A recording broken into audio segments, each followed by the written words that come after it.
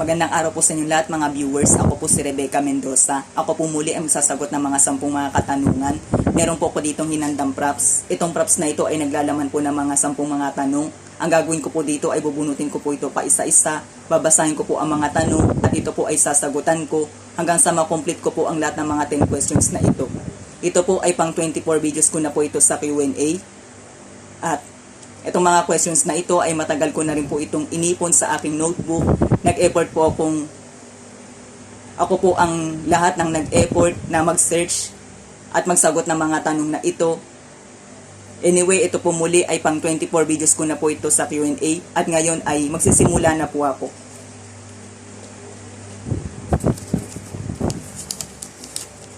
Ano ang mas pipiliin mo? Ang kayamanan o ang kagandahan? Ang mas pipiliin ko sa dalawa ay ang kayamanan, sapagkat ang kayamanan ay pwede naman natin ito gamitin sa tama. Pwede natin ito gamitin para tayo ay makatulong para sa lahat ng mga tao na nangangailangan, lalo na sa panahon ngayon. Kaya para sa akin, ang kayamanan ay napakahalaga. Dahil kung wala ito, ay mahihirapan din tayong makaraos sa buhay at hindi natin ma-enjoy ang buhay. Kaya ang kayamanan ay dapat natin itong nasain. Ang kailangan lang ay gamitin natin ito sa tama, huwag sarilinin, bagkus ito ay ating ibahagi at patuloy na palaguin upang ang pagpapala ay hindi mawawala para sa atin.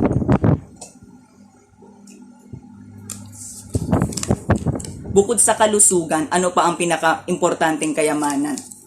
Bukod sa kalusugan, ang iba pang pinaka-importanteng kayamanan ay yung marunong tayong makontento sa kung ano ang ibinigay sa atin ng Diyos.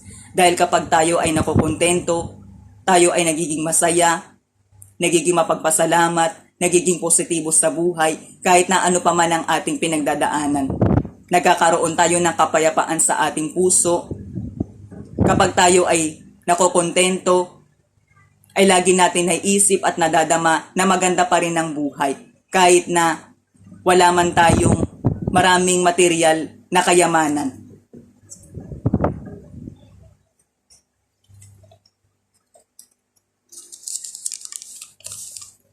Lumalabag ba sa moralidad ang paninindigan ng pamahalaan na dapat gumamit ng contraceptive sa pagpaplano ng pamilya? Kapag pinaninindigan ng pamahalaan ang paggamit ng contraceptive para sa pagpaplano ng pamilya, ay nagpapakita na rin ito ng paglabag sa moralidad sapagkat taliwas ito sa natural na pamamaraan ng pagkakaroon ng buhay. Sa makatuwid, nilalabag din ito ang karapatan ng isang tao na dapat na mabuhay. Ang totoo, ang family planning ay napakahalaga itong isulong lalo na sa panahon ngayon. Subalit, ang pinakatamang paraan ay ang natural family planning ang dapat na maisulong, hindi ang paggamit ng mga contraceptive. Dahil bukod dito, nasasayang ang pondo ng pamahalaan sa pagbili ng mga contraceptive sa halip na mas gamitin ito sa mas mahalagang suliranin ng ating bansa. Sa makatuwid, hindi rin ito nagiging practical. Ang dapat na pagtuunan ng pansin ng gobyerno ay ang pagtugon sa pangangailangan ng mga tao at isulong ang quality education para ang lahat ng mga kabataan ay maging pag-asa ng ating kinabukasan.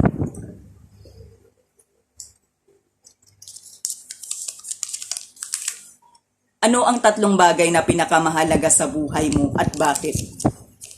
Ang 3 bagay na pinakamahalaga sa buhay ko ay kalikasan, pera at Biblia.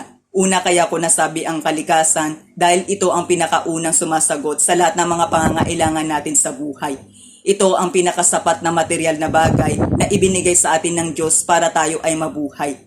Pangalawa ay kaya ko nasabi ang pera dahil ito ang pangalawang sumasagot sa lahat ng ating mga pangangailangan. At pangatlo ay napaka-importante sa akin ng Biblia sapagkat ito ang pinaka-nagbibigay ng karunungan sa ating buhay. Kapag tayo ay laging nagbabasa ng Biblia, ay laging malilinawan ang ating pag-iisip at ang ating emosyon. Dito natin malalaman kung paano tayo magkakaroon ng magandang buhay, kung paano tayo magiging matatag sa mga pagsubok, kung paano natin mahanap ang Diyos at kung paano tayo mapapalapit sa Kanya. Kung paano tayo magkakaroon ng kaligtasan at mahihiwalay sa kapahamakan.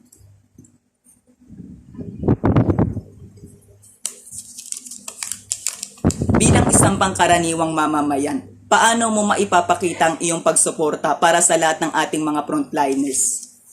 Bilang isang pangkaraniwang mamamayan, maipapakita ko ang pagsuporta sa lahat ng mga frontliners sa pamamagitan ng pagbibigay ko ng taus-pusong pasasalamat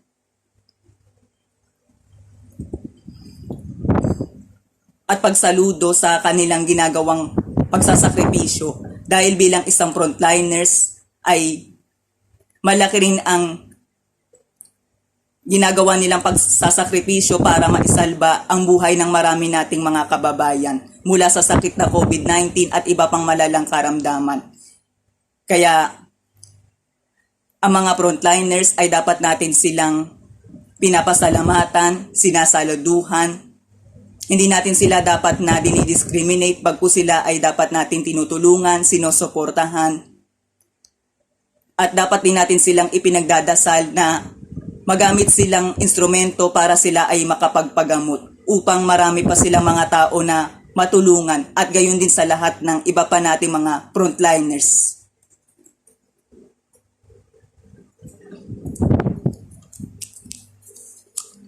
Ano para sa iyo ang kalusugan? Para sa akin, ang kalusugan ay pinakamahalagang kayamanan sapagkat ito ang ating pinakapuhunan para tayo ay makapagtrabaho at makakilos.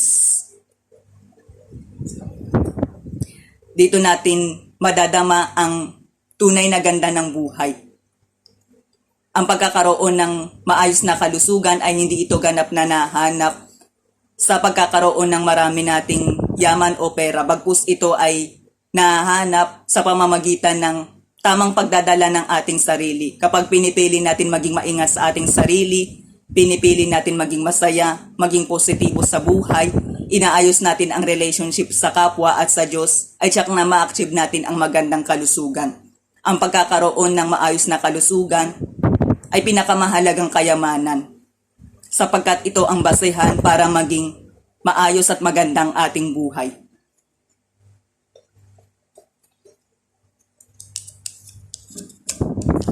Ano ang mas importante o mas matimbang? Marami kang mga nalaman pero kaunti ang iyong nagawa? O kaunti ang iyong nalaman pero marami kang mga nagawa? Ang mas mahalaga o masigit na matimbang ay kahit na kaunti lang ang ating nalaman pero marami tayong mga nagawa kaysa sa marami tayong mga nalaman pero kaunti ang ating nagawa. Dahil ito ang totoong mas mahalaga sa buhay, yung marami tayong nagawa at ito ang tunay na i-judge sa atin ng Diyos. Ang Diyos ay hindi siya tumitingin sa marami tayong mga nalalaman. Para sa Kanya, ang mas higit na importante ay yung marami tayong mga nagawang kabutihan.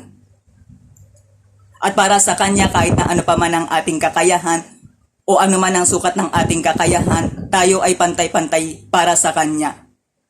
Pero pagdating sa aspeto ng pagbibigay niya ng pagpapala, ang masigit niyang pinagpapala ay yung mga tao na gumawa ng maraming kabutihan.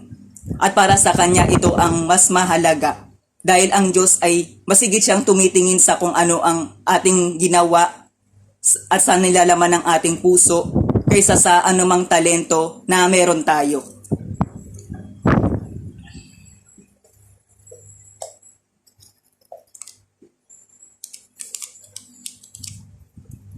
Ang talino at husay ba ay sapat upang umunlad ang isang tao?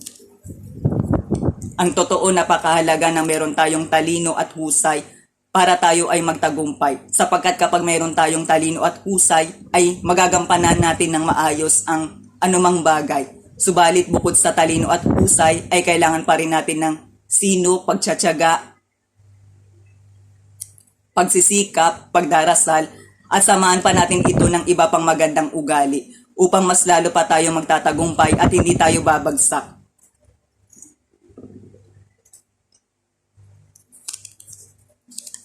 Ano ang pinakamahalagang aral ang iniwan sa atin ng COVID-19? Ang COVID-19 ay isa sa pinakamaituturing na pinakamalalang problema na nangyari sa buong mundo sapagkat ito ay naranasan ng buong mundo. Sa pangyayaring ito ay maraming tao ang nagdanas ng kahirapan sa kabuhayan. Tiniis ang community quarantine, maraming tao ang nawalan ng trabaho at marami rin ang tao ang namatay. Maging ang mga frontliners, mayaman ay dinatingan ng ganitong klaseng sakit at kamatayan. Sapagkat ang sakit na COVID-19 ay may tuturing na pinakamalalang sakit. Ito ay mabilis pang makahawat, makamatay, at ito ay walang pinipiling tao kahit na mayaman man o mahirap, bata man o matanda, sikat man na tao o kahit ang frontliners ay dinatingan ng ganitong klase ng paghihirap at dumanas din ng kamatayan. Gayunpaman kahit na malaki ang iniwan na problema ng COVID-19 sa buong mundo ay marami rin itong iniwan na mahalagang aral sa ating buhay. Tulad ng ingatan natin mabuti ang ating kalusugan, pahalagaan natin ang lahat ng mga importanteng tao sa ating buhay tulad ng ating pamilya, ugaliin natin magtipid, gamitin ang pera sa tama, pahalagaan ang mga biyaya na ating natatanggap. At higit sa lahat, laging pairalin sa ating puso ang pag-ibig at pagtutulungan. Dahil ito ang totoong mahalaga sa buhay at laging pagandaan ng maayos ang ating buhay.